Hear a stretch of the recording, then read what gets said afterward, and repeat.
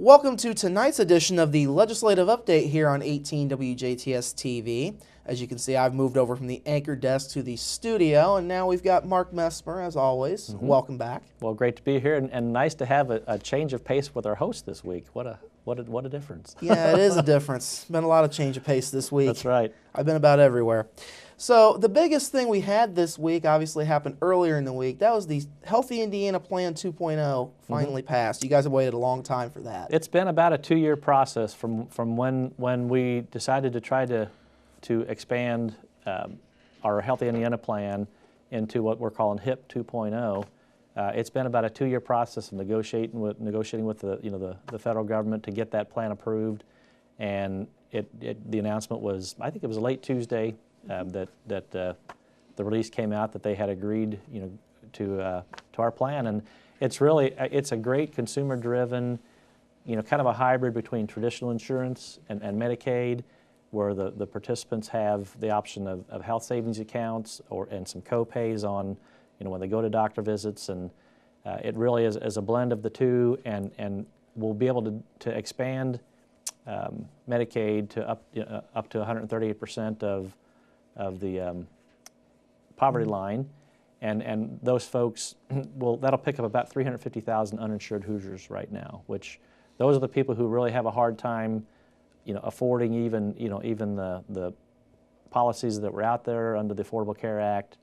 Couldn't afford those, didn't qualify for Medicaid, and this fills a niche for a good chunk of Hoosiers.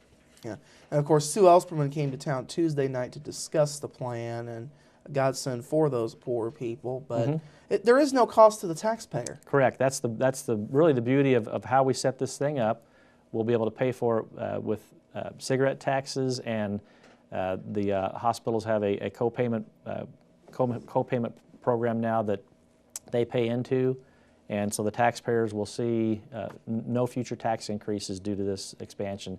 And that was really the jeopardy of the traditional Medicaid rollout that most other states that had done it, all of them that had done it. Currently the feds are going to pay 100% of it for another year or two yet, but at the point when they drop to 90% coverage, that 10% exposure to our state would be $200 to $400 million a year.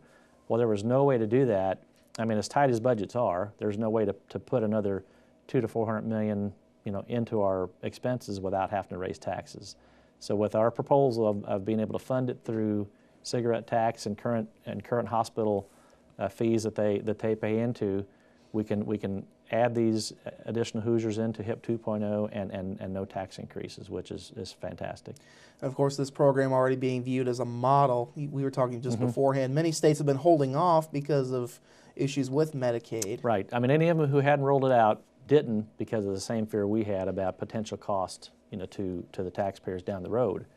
And you're going to see, I think about 15 states had expanded Medicaid, and the other 35 were like us, and they were waiting to see if our program got approved. You're going to see this as a model that, the ones that had been holding out, they were watching this to see if we could get this approved. It's really the model for Medicaid expansion across the country, that does it in a responsible way, that has, the people that use the program have some skin in the game, and it functions, like our HIP, original HIP program, that did give low-cost insurance to about 60,000 Hoosiers, previously. Well, now, all those will get rolled into, and as of February 1st, they can enroll, and which is kind of exciting. So they'll be able to get on board with this right away. Yep, 2 days away as of this broadcast. Yeah, very quick. So, switching gears now a little bit, the Jasper Library Board, an issue that pertains to them, is making progress. We had a committee hearing on, I believe it was Wednesday afternoon. Yes, it was Wednesday. I have to think my days of the week. With the local government committee in the Senate, and presented the bill that had come, by request of the Jasper Library Board. Currently, within the city limits of Jasper, they have a little piece of Boone Township and a little piece of Madison Township that are within the city limits of Jasper. And there was no way to pull them into the library, the Bainbridge Township, library's taxing unit without giving up the appointing. The current statute said if you're in more than one township, then the council and the commissioners, get 2 appointments each. Currently, the council gets 1, county council, county commissioners get 1, city council gets 1, the Bainbridge Township trustee gets 1, and the schools get the others. The school system gets the rest of the appointees. That would, under current statute, if they expanded into those townships that are in the city limits, the city council and the Bainbridge Township trustee would have lost their appointing authority to the members that that are on the Jasper Library Board.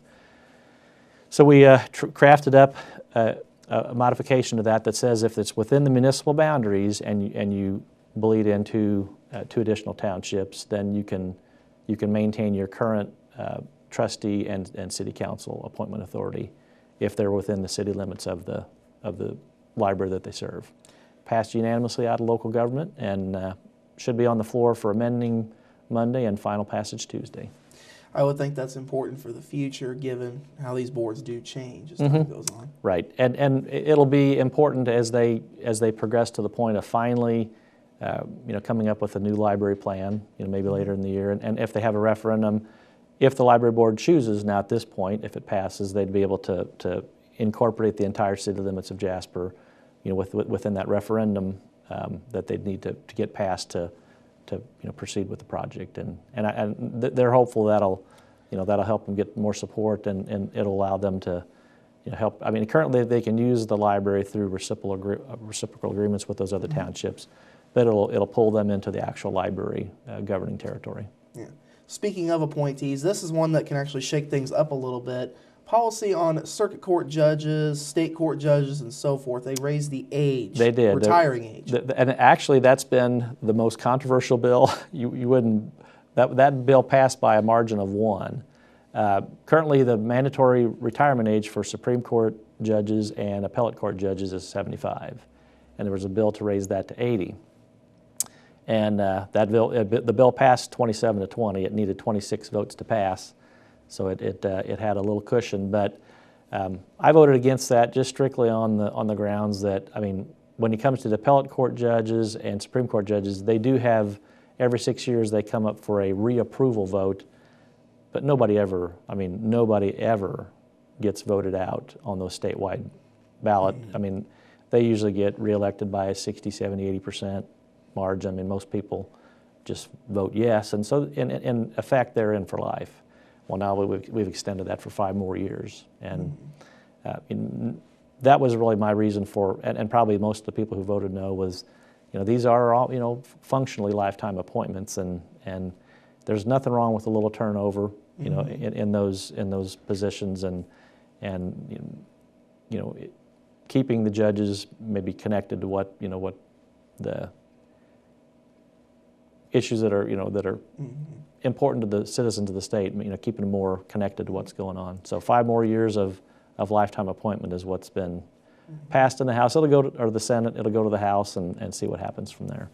But to that point, it also can keep the dynamics of the court the same for longer. Or it could shake things up too. Yeah, but letting a governor have his stamp on the on the flavor of the court is that's always been. I mean, the governors who they'll take recommendations on that, and then they'll make the choice of who gets to fill those spots when vacancies occur. So by keeping it where it was, it lets the current governors always have a little bit more input on the on the dynamics of those courts.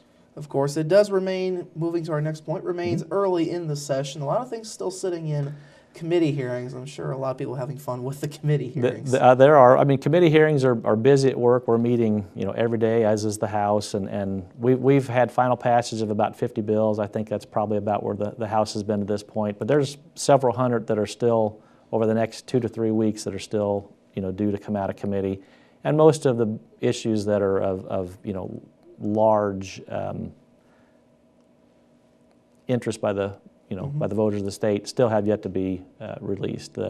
Obviously, the budget will be the last thing that'll come out of committee, in the House, the last day of committee hearing time, and most of the big issues dealing with whether they're education reform or Sunday sales of alcohol. I mean, all the things that seem to get folks, interest. Those tend to wait until the last week or two of committee time before they get turned loose. It gives them more time to really, if they're going to be amended, it gives them all the time possible to get them worked out in committee, which is where the bulk of the work should happen. So those things are, all the hot topics are still due to be released, but over the next 2 weeks we'll see all those things kind of coming to a head. Of course, I can always imagine the state budget writers going nuts because they have something written out. They got to scratch it out and start all over again. I guess in the day, with at least computer technology today, that's not, I mean, I'm Yeah. sure they're all on spreadsheets, and when you change the numbers, it's not like, years ago that you had to recalculate and re-add, and now at least it's with computerization, that, how that, every change and how it impacts the bottom line is a lot easier to monitor and make changes to. Real quick, just as a curiosity, what's the rough outline of how a committee hearing usually goes? Just kind of roughly speaking. Okay, little government 101 here. Very rough speaking.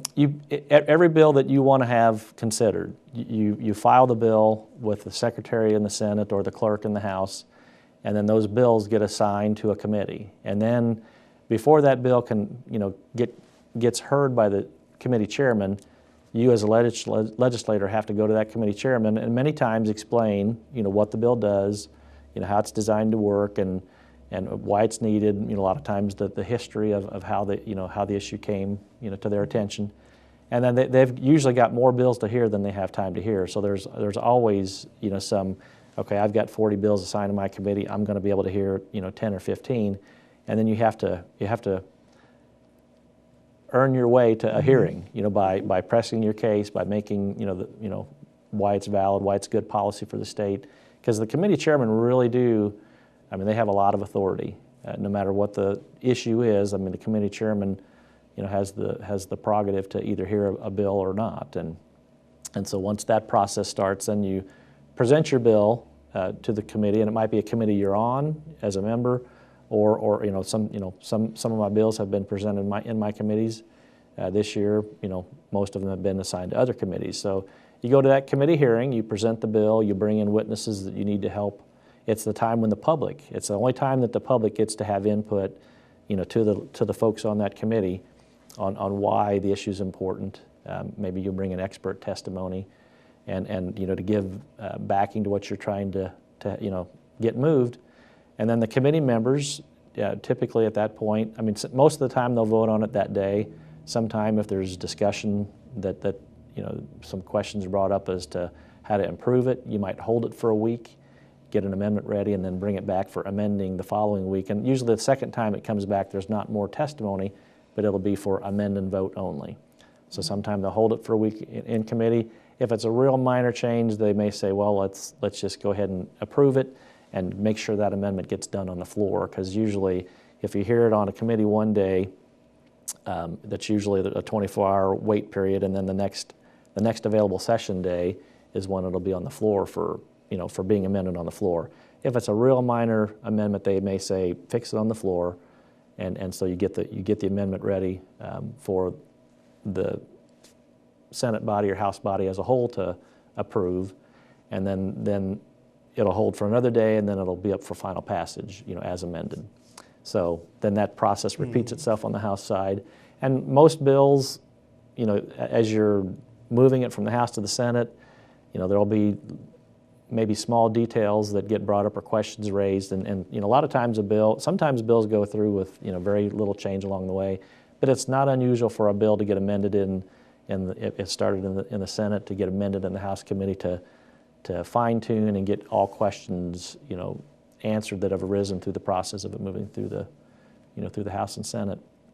Then if it gets amended in the House and started in the Senate, you can either approve those changes and reapprove it in the Senate, or it goes to a conference committee where you hammer out the differences. And it's usually not a lot of fun to get a bill at conference committee. I've had those, and I prefer to get them, anchored down and have everybody in agreement as much as possible to eliminate that conference committee. That last 10 days can be quite a headache. I can imagine that. As we conclude tonight, the wine legislation that you've been working on made a lot of moves this week. It received final passage on Tuesday. It was on the floor for amending on Monday. There was a few amendments offered. None were adopted. None were even offered. the fear of that is that usually anytime you have a gaming bill or an alcohol bill, it's tough to get people to try to get every idea that's related to that attached to it, and all the proposed amendments were agreed to by everybody just to let them set and try to keep that bill. It's allows wineries to direct ship to consumers, and we're trying to keep it focused to just that and not address other issues that are out there. And so that received final passage on Tuesday. It's off to the House for a hearing on the public policy side, during the second half of session. And I think the prospects look pretty good that we'll have a good consumer-friendly bill that we get wrapped up by the end of this session. Make it fairly difficult, though. You were talking about the gaming and alcohol part, the Sunday alcohol sales idea. That's why that one stays. Yeah, that one is there is a standalone bill for that on the House side, and if they approve that, that'll be an issue we'll deal with during the second half of session. But that one has yet to be heard in committee yet. Probably will be in the next week or two. All right, so the next couple of weeks we'll start getting a little busier. Oh, very much so. All right, Mark, we appreciate your time this evening. You're very welcome. Thank you. That's been tonight's third week legislative update. Stay tuned the next couple of weeks as we'll have a lot more for you. Thank you for watching tonight's edition of WJTS Inform. We are local people watching local people.